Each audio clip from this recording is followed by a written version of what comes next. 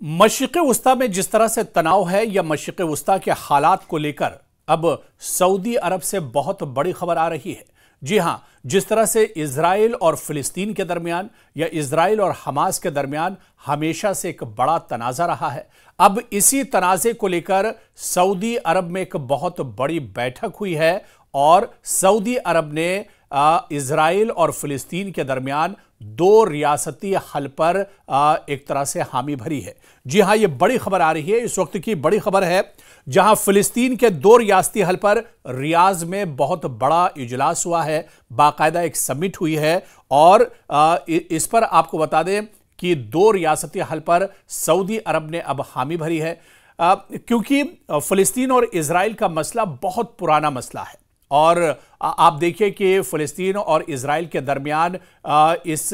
इख्तिलाफ में कहा जाए या फिर इस तनाज़े में बड़े पैमाने पर जानी और माली नुकसान माजी में हो चुका है। और इसके अलावा पिछले 2 साल से गजा में जिस तरह से जंग चल रही थी, जिसमें लाखों लोगों का कत्लेआम किया गया, एक तरह से गजा के लोगों की नस्ल कुशी की गई, मासूम बच्चों का कत्ल किया गया, खवातीन का कत्ल किया गया और पूरा गजा एक तरह से तबाह बर्बाद कर दिया गया। इस वक्त जमीन पर गजा सिर्फ नाम का बचा है, गजा की पूरी बस्ती अब तबाह बर्बाद हो चुकी है। अब न यहां पर आपको इंसान तो जरूर मिलेंगे, लेकिन इंसानों के वसाइल के नाम पर यहां पर कुछ भी नहीं है। न बुनियादी इंफ्रास्ट्रक्चर है, न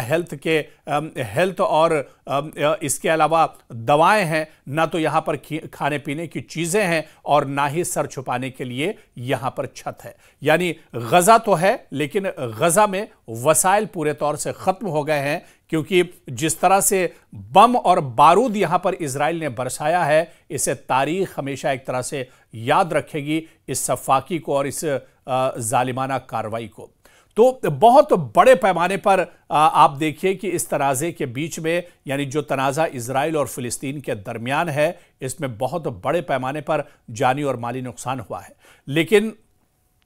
अब सऊदी अरब ने दो रियासती हल के लिए एक तरह से हामी भर ली है और इसी को लेकर आप देखिए कि सऊदी अरब के रियाज में बहुत बड़ी समिट हुई है और इस समिट में सऊदी अरब का दरअसल जो किरदार है और जो मौक़िफ़ है वो बहुत अहम हो जाता है, क्योंकि पहली बार सऊदी अरब इस पूरे मामले पर खुलकर सामने आया है। हालांकि सऊदी अरब इससे पहले भी सपोर्ट करता रहा है, लेकिन गजा में कत्लेआम के बाद, अब जंगबंदी के बाद सऊदी अरब एक तरह से पहल कर रहा है ताकि जो दो रियासती हल है इसे एक तरह से आगे बढ़ाया जाए। आपको बताते चलें कि इस इजलास में सऊदी वजारत खारजा की नुमाइंदगी मनाल बिन्त हसन रवांदा ने की और उन्होंने यह वाज़े तौर पर कहा है कि फ़िलिस्तीनी रियासत का क़याम होना चाहिए, न सिर्फ खित्ते की ज़रूरत बल्कि आलमी अखलाकी जिम्मेदारी भी है। अमन व इस्तेहकाम यहाँ पर होना चाहिए। फ़िलिस्तीनी हुकूक की बहाली के बगैर खित्ते में मुस्तकिल अमन का हुसूल मुमकिन नहीं है।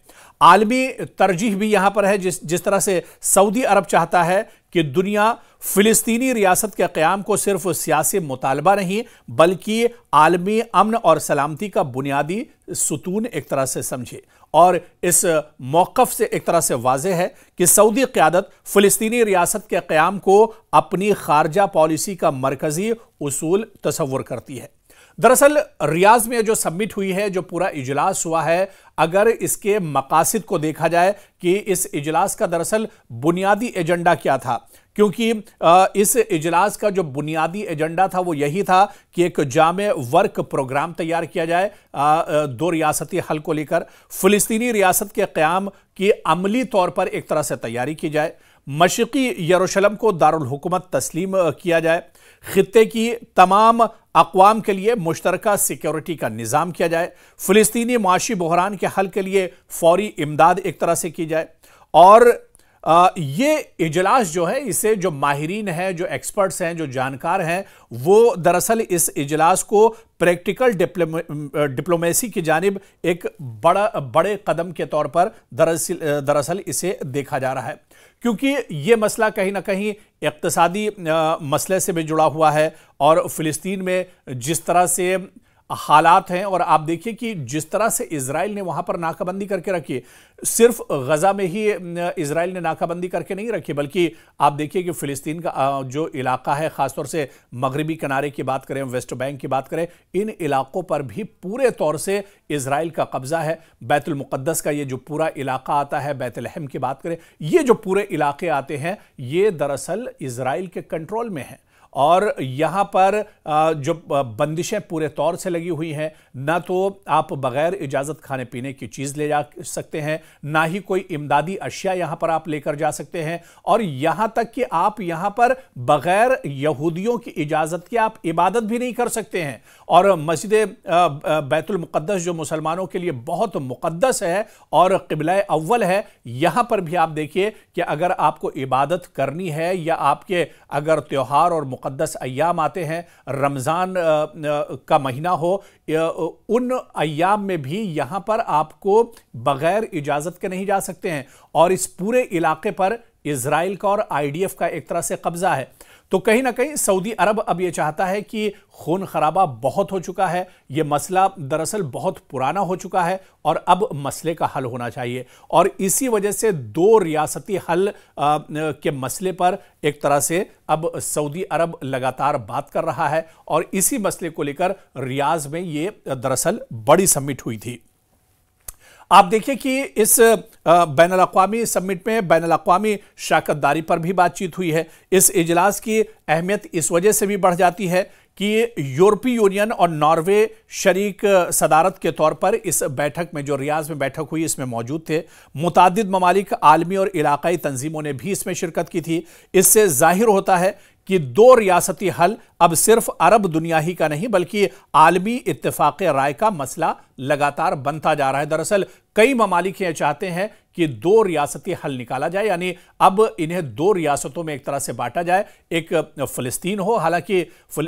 एक फिलिस्तीन हो और दूसरा इजराइल हो। हालांकि पूरी दुनिया इससे वाकिफ है, और जो जानकार हैं, जो लोग इस मसले की गहराई से जानते हैं कि इजराइल का कहीं पर आज से 50-60 साल पहले वजूद नहीं था, लेकिन ये नाजायज कब्जा था, ये जबरदस्ती की बसाई हुई आबादी थी। और इस आबादी को आप देखिए कि बसाकर पूरा एक मुल्क बना लिया, और अब सिर्फ मुल्क नहीं बल्कि ग्रेटर इजराइल का ख्वाब जो है इजराइल का, अब उस पर एक तरह से अमल हो रहा है। बिन्यामिन नेतन्याहू कई बार कह चुके हैं कि वो दरअसल यहूदियों का ग्रेटर इजराइल का जो ख्वाब है उस पर काम कर रहे हैं। और ग्रेटर इजराइल, आपको पता है, ग्रेटर इजराइल दरअसल पूरे मशरिक़े वुस्ता में यहूदियों को बसाने को लेकर एक बहुत बड़ा और एक नापाक मंसूबा यहूदियों का है, और उसी पर अब इजराइल की हुकूमत एक तरह से काम कर रही है। तो कहीं ना कहीं